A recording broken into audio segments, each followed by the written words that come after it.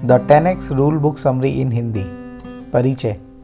दोस्तों, क्या कभी आपकी लाइफ में ऐसा हुआ है कि आप सेंटर ऑफ अटेंशन पाने के लिए मरे ही जा रहे हो सकता है हाई स्कूल टाइम में ऐसा हुआ हो, या कॉलेज टाइम में, या कोई स्पोर्ट्स खेलते टाइम, या फिर बिजनेस वर्ल्ड में।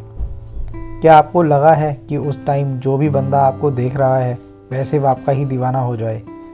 इसका जवाब शायद यही होगा कि आप में से बहुत से लोगों ने ये चीज़ अपनी लाइफ में कभी ना कभी एक्सपीरियंस ज़रूर की होगी। लेकिन असली सवाल ये है कि क्या आप सच में स्टार अट्रैक्शन बन पाए?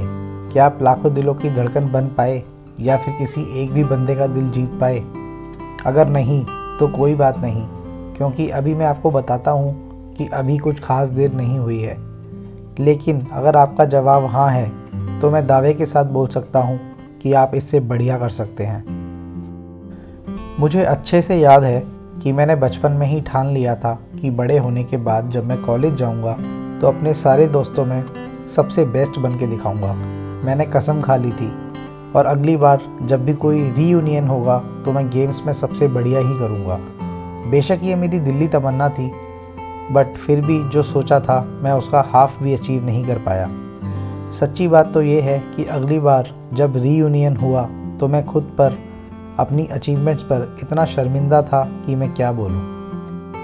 मैं खुद से ही पूछता रहा कि मुझ में कहाँ कमी रह गई, मगर मेरे पास इसका कोई जवाब नहीं था, जब तक कि मेरे हाथ में ग्रांट की ये बुक नहीं लगी जिसका नाम है the 10x rule, the only difference between success and failure.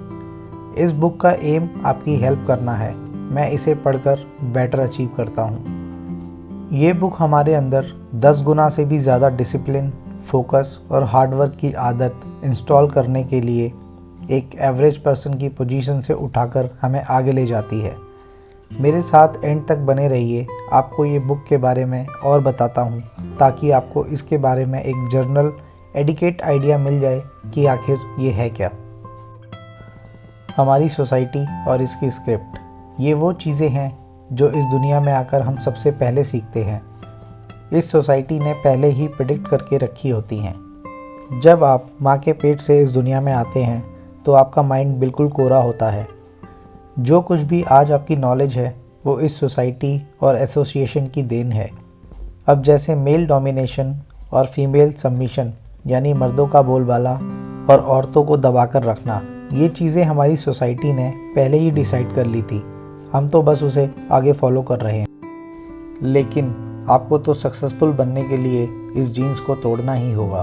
मैं बचपन से ही अपने डैड को हर रोज़ सेम चीज़ करते हुए देखता रहा। वो सालों तक एक ही जॉब करते रहे, सेम स्टेटस रखा, और वो ऐसे खुश भी थे। हालांकि उन्होंने मुझे और मेरे भाई को स्कूल भेजा, मगर वे खुद अपने स्टेटस से कभी आगे नहीं बढ़ पाए। ऐसा लगता था कि यही उनकी किस्मत में लिखा है, क्योंकि वो इसमें कंफर्टेबल हो चुके थे। उनके लिए तो यही बहुत था कि उनके बच्चे लाइफ में तरक्की करें, मगर ये गलत सोच है। अगर उस टाइम मुझे थोड़ी समझ होती तो शायद मैं अपने डैडी को समझाता। एवरेज वर्ड का मतलब ही ऑर्डिनरी होता है। मेरा ट्रस्ट करो, ये वो चीज़ नहीं है जिसकी आपको ज़रूरत है। अब जैसे मान लो, अगर आपके स्कूल, ऑफिस या बाकी की जगहों में जितने लोग हैं वह सभी बेस्ट बनना चाहते हैं, तो आपको ट्राई करना पड़ेगा कि आप उन सबसे आगे हों। आपकी डिज़ायर होनी चाहिए कि आप अपनी कम्युनिटी, डिस्ट्रिक्ट, यहाँ तक कि अपनी कंट्री में भी बेस्ट हों। अपना बेस्ट अचीव करने के लिए आपका एम एवरेज से हमेशा हायर ही होना चाहिए। इमेजिन करें कि आप उन लोगों के कंपेयर में कहाँ पहुँच जाएंगे जो खुद को स्कूल, वर्क प्लेस या किसी भी जगह में लिमिट में रखते थे। आप उन लोगों को उनकी डिज़ायर में मात देकर उनकी जगह से ऑटोमेटिकली बेस्ट होंगे। तो आइए दोस्तों, इस बात को और अच्छे से समझने के लिए चलो सक्सेस पर एक नज़र डालते हैं। सक्सेस क्या है? ग्रांट के हिसाब से सक्सेस को बेहतर ढंग से समझने के लिए आपको पहले ये 3 चीज़ें समझनी पड़ेंगी। नंबर 1, सक्सेस के बिना आप अधूरे हैं। ये बात सिंपल और क्लियर है। जब तक आपको सक्सेस नहीं मिल जाती, हमेशा अधूरापन का एहसास रहेगा। मुझे यकीन है कि आप में से कई लोगों ने ऐसे बुज़ुर्गों को ज़रूर रिग्रेट करते हुए सुना होगा कि जब टाइम था तो मुझे यह चीज़ करनी थी, मगर मैं कर नहीं पाया। दोस्तों, ऐसे लोग हमेशा हाथ ही मलते रहते हैं क्योंकि उन्हें लाइफ में वो फुलफिलमेंट वाली फीलिंग नहीं आ पाती। और अगर आपको अब तक कोई ऐसा बंदा नहीं मिला है तो मेरे डैडी की स्टोरी को ही ले लीजिए, वह इसका परफेक्ट एग्जाम्पल है। आज तक मेरे डैडी रोते ही रहते हैं, मैंने कैसे अपनी सारी जवानी वेस्ट कर दी, ऐसे ही वेस्ट कर दी, लोड़ा लहसन फलाना ढिमकाना। रिग्रेट से भरी हुई लाइफ इसे ही कहते हैं। सक्सेसफुल बनना आपकी ड्यूटी है। मुझे कुछ ऐसे भी लोग मिले हैं जिन्हें लगता है कि उनकी सक्सेस का ठेका उनके पेरेंट्स ने ले रखा है। कुछ दिन पहले एक अमीर आदमी के बेटे ने अपने फ्रेंड से ये कहा कि उसके पापा उसे सक्सेसफुल बनाने के लिए मेहनत कर रहे हैं। अब ये कोई अच्छी बात थोड़ी है। आपकी सक्सेस आपके हाथ में है, इसे आप खुद हासिल कीजिए। नंबर 3, सक्सेस इतनी भी मुश्किल चीज़ नहीं है। ये बहुत पॉपुलर थिंकिंग है।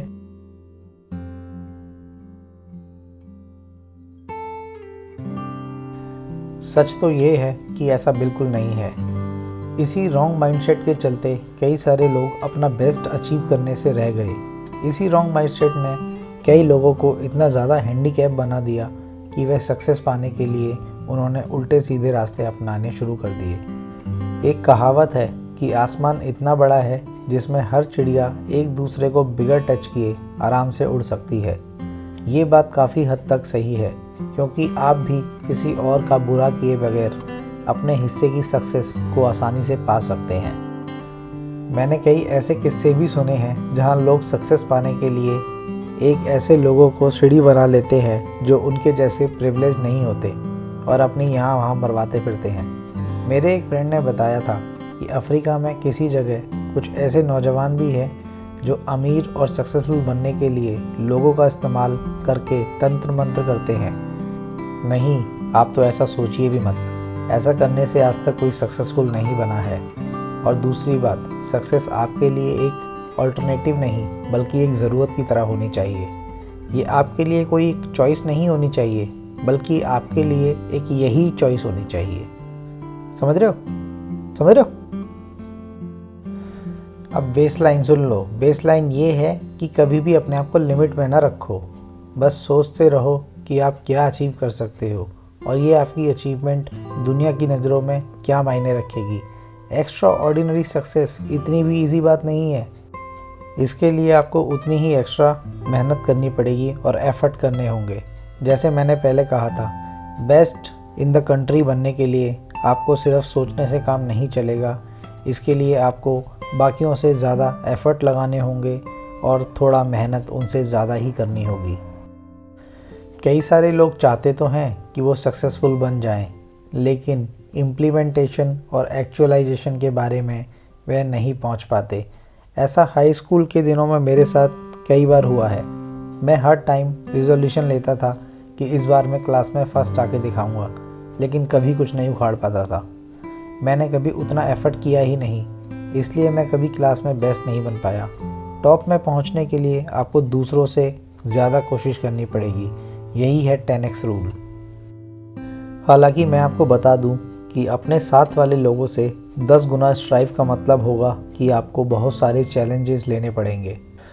मान लो कि जैसे आपको बोला गया कि आपकी कंट्री के लिए आपको ओलंपिक्स में 100 मीटर की रेस करनी है, जो आपका भी ड्रीम रहा होगा कभी, तो आप दुगनी या तिगनी मेहनत करेंगे ये रेस को जीतने के लिए। क्यों नहीं करेंगे क्या? अब 10x रूल कहता है आपको कम से कम 10 गुना एफर्ट करना होगा, तब जाकर आप फर्स्ट प्लेस पर आ पाएंगे।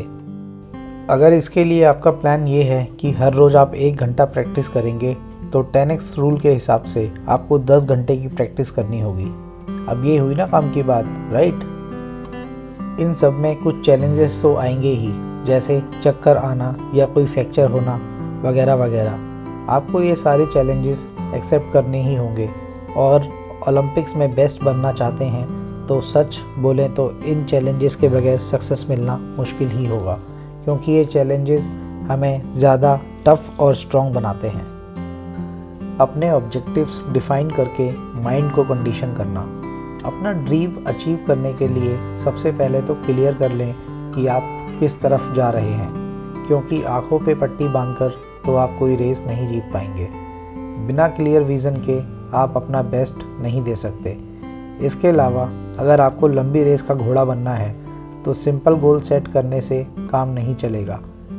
इमेजिन करें कि आपको ट्रैक पर सबसे बेस्ट बनना है और आप रोज़ बस 1 घंटे की ही प्रैक्टिस कर रहे हैं, तो ऐसे कैसे आप बेस्ट बन पाएंगे। सक्सेस पानी है तो आसान रास्ता छोड़ना पड़ेगा।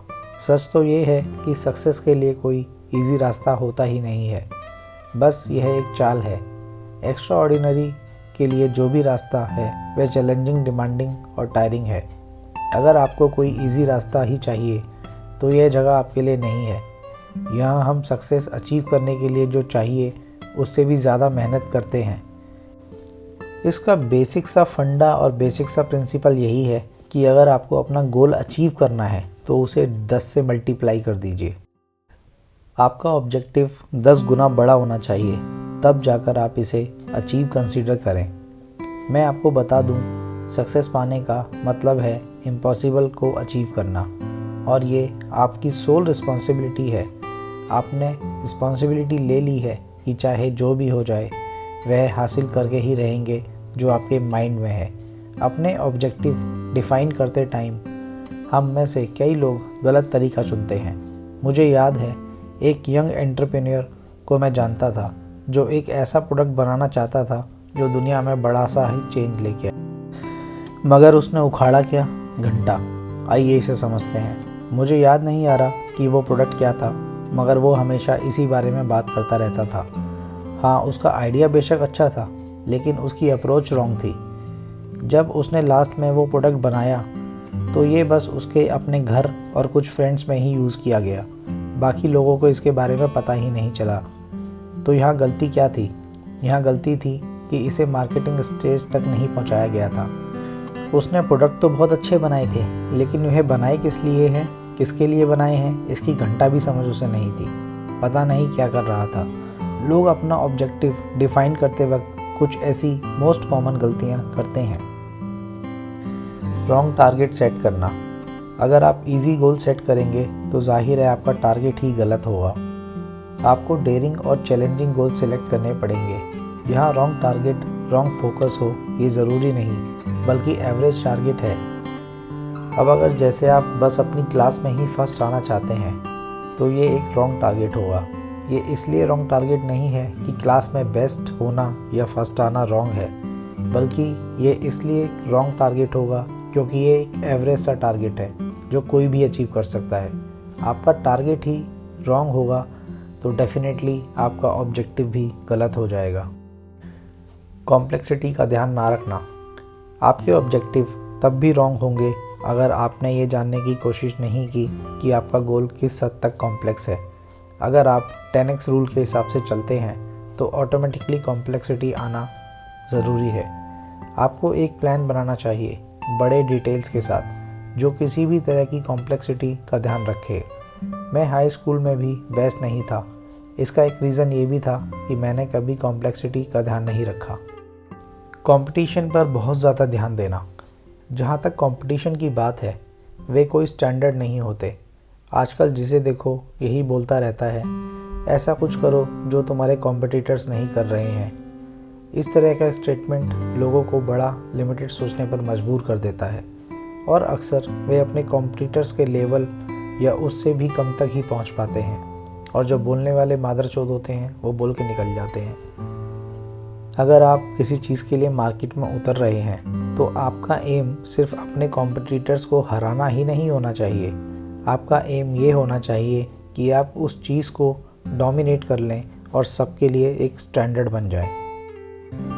मेरे एक लौड़ू फ्रेंड ने भी अपना बिजनेस स्टार्ट किया था।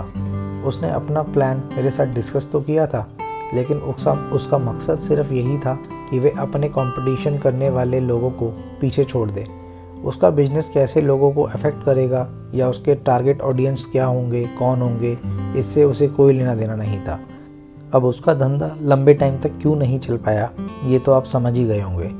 आपका फोकस कुछ एक्स्ट्रा ऑर्डिनरी बनाने पर होना चाहिए, ना कि आपके कॉम्पिटिटर्स पर। कोई बैकअप प्लान ना होना। ये 10x रूल हमेशा ही चैलेंजेस के साथ आता है। किसी की भी कभी भी फाड़ सकता है। किसी भी टाइम अगर आपका प्लान फेल हो जाए तो आप पहले से ही रेडी रहने चाहिए। जैसे कि कोई बैकअप प्लान ज़रूर देख लें। बेस्ट की उम्मीद रखें, लेकिन साथ ही फेलियर के लिए भी रेडी रहें। मेरा वो फ्रेंड जिसने अपनी मराई थी, उसकी तरह बिल्कुल ना करें। कल उसने एक नए प्लान के लिए मुझे बुलाया है, अब देखते हैं क्या स्टार्ट करने वाला है। कंक्लूज़न। तो दोस्तों, ये 10x रूल बुक समरी इन हिंदी का पहला पार्ट आपको कैसा लगा? इसके अगले सेकंड पार्ट में भी हम बहुत सी जानकारियाँ आपको देंगे।